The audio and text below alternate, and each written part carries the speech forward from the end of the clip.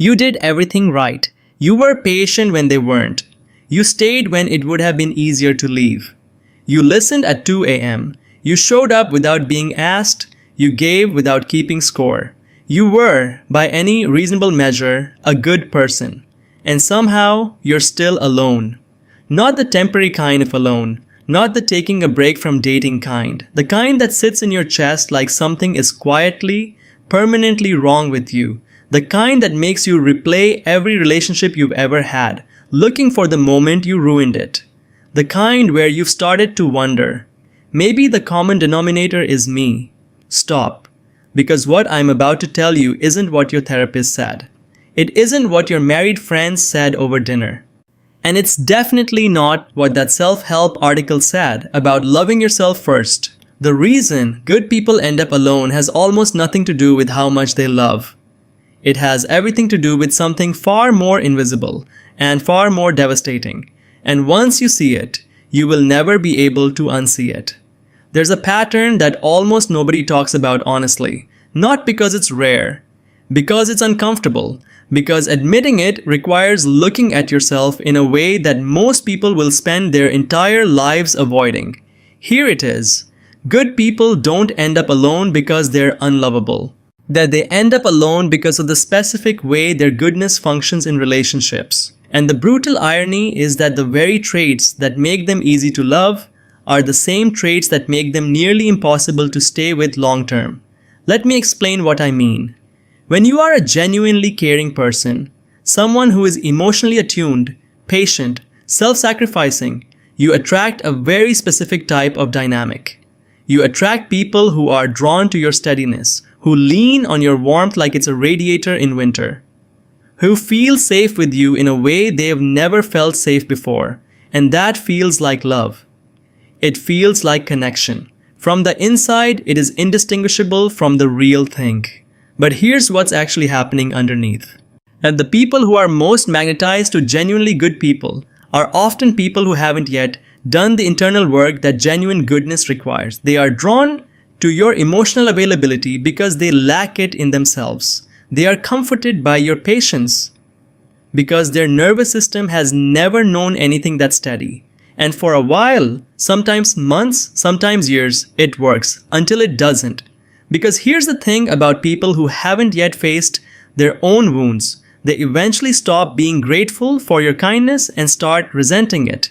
Not because you changed, because you didn't. Your consistency starts to feel like pressure. Your availability starts to feel suffocating. Your patience starts to feel like judgment. And one day, without warning or adequate explanation, they leave. And then you're standing there alone again, holding the ruins of something that made complete sense to you, wondering what you did wrong. You didn't do anything wrong, but there is something you need to understand.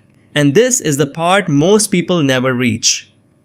There are actually two separate reasons good people end up alone, and most conversations about this only ever touch the first one. The first reason is external. It's about the dynamics I just described, about being a stable person in a world full of people who are quietly terrified of stability. That's real and it's painful, and it explains a lot. But the second reason is internal, and it's harder to hear. Good people, truly good people, often have an almost pathological tolerance for less than they deserve. Think about the last relationship that ended. Not the one where you left, the one where you stayed far longer than you should have, where there were signs early on that something was off, but you told yourself you were being too sensitive, too demanding, too quick to judge. Where you extended grace and patience and the benefit of the doubt, again and again, not because you were blindly in love, but because you genuinely believed people were capable of growing. That belief, that fundamentally generous belief, is one of the most beautiful things about you, and it is quietly destroying your chances of finding the right person. Because while you were busy seeing the potential in someone, the person who was actually right for you was somewhere else. Looking for someone who was available, who wasn't pouring themselves into something that was never going to fill. That good people have a near infinite capacity for hope. They believe in people before those people have given them any real evidence to believe in. They stayed through the inconsistency, through the emotional unavailability, through the hot and cold, not out of weakness, but out of a deep, almost irrational conviction that love is something you build, not something you find. That conviction is right, but it is being applied to the wrong people. And here is the part that is genuinely hard to sit with. The reason good people keep applying it to the wrong people is not random. It is a pattern, and patterns have origins. A significant body of psychological research built around attachment theory, first developed by John Bowlby in the 1960s and expanded dramatically since, tells us something counterintuitive about how humans choose partners. We do not naturally gravitate toward what's good for us. We gravitate toward what's familiar. If your earliest experience of love was unpredictable, if the people who were supposed to make you feel safe also made you feel anxious, uncertain, like you had to earn your place, then your nervous system learned something in those early years. It learned that love feels like effort, like uncertainty, like reaching towards someone who keeps moving just out of reach. And when you encounter someone stable, someone who is clear about how they feel, who doesn't make you work for every moment of warmth, it doesn't feel like love. It feels boring. Not because you're broken, because your nervous system was calibrated to a frequency that doesn't exist in healthy love. The electricity you've been chasing your entire life, the push and pull, the intensity, the feeling of almost but not quite, that isn't passion, it's familiarity wearing passion's face. And now we are reaching the part of this that almost nobody tells you. There is a specific moment in the life of every genuinely good person who has spent years alone or years in the wrong relationships where they face a choice. Not a dramatic choice, not a cinematic crossroads. A quiet, private, almost invisible choice that most people make without even realizing they're making it. The choice is this: keep waiting for the world to recognize your worth, or start taking responsibility for the patterns you've been perpetuating. Let me be precise about what I mean, because this is not the same as blaming yourself. Taking responsibility for your patterns does not mean deciding you were wrong to be kind. It does not mean becoming harder, more guarded, less willing to give. Anyone who tells you to protect yourself by becoming less of who you are is giving you advice that will leave you safe and completely hollow. What it means is something far more nuanced. It means looking honestly at the specific moment in every relationship that didn't work, when you saw the warning sign and chose to reinterpret it, when your gut said something is wrong here, and your mind immediately began constructing reasons why your gut was overreacting, when someone showed you who they were and you decided to love who they could become instead. Good people are extraordinary at this particular form of self-deception, not because they're naive, because they are genuinely capable of seeing complexity in people that others miss. They see the wound underneath the behavior. They understand why someone is the way they are. And that understanding, which is a gift, becomes a kind of trap. You cannot heal someone who has not decided to heal themselves. You can love them completely.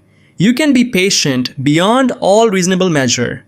You can hold space for their pain with a generosity that most people will never experience from another human being, and they will still leave or stay and take you down with them.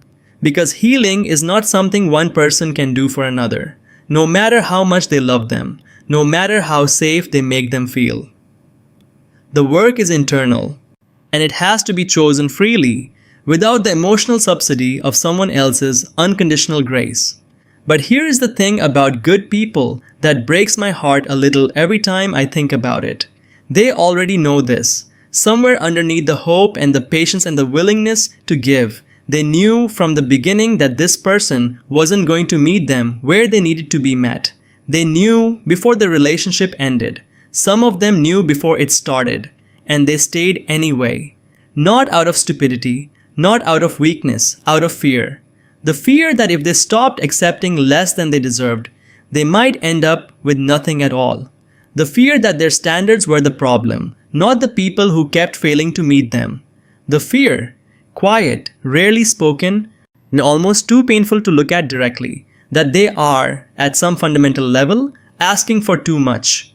They are not asking for too much. They have spent so long in dynamics where their needs were treated as burdens that they have internalized the lie of the people who could not rise to them.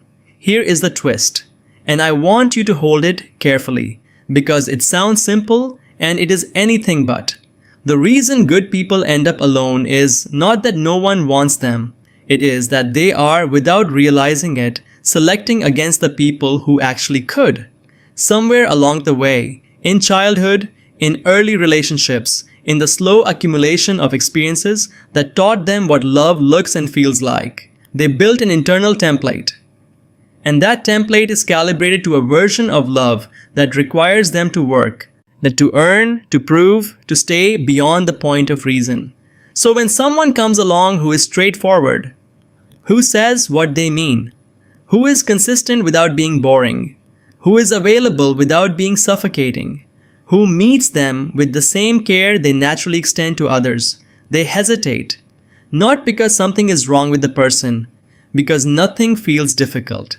And the nervous system of someone who was taught that love is difficult reads the absence of difficulty as the absence of love.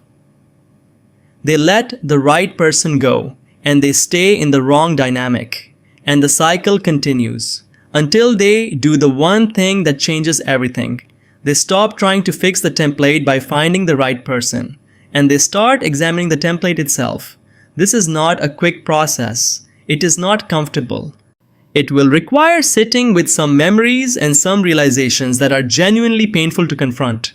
It will require acknowledging that some of what you called love was actually anxiety, that some of what you called passion was actually the familiar ache of not quite being chosen, that some of the people you fought hardest to keep were people who, on your best day, you would never have recommended to a friend.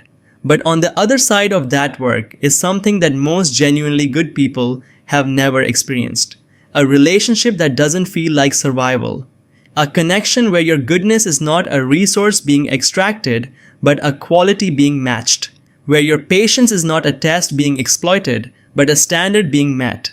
Where being loved does not require you to become smaller, quieter, less, but pushes you gently and consistently toward becoming more.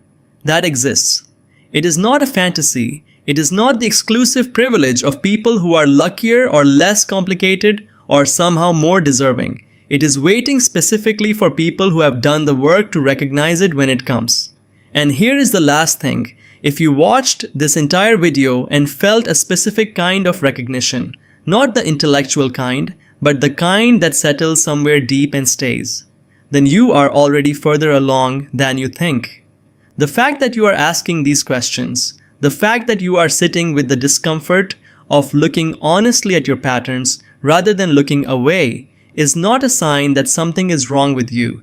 It is a sign that you are finally ready to stop accepting a version of love that was never the real thing. You were never too much. You were always just in the wrong room.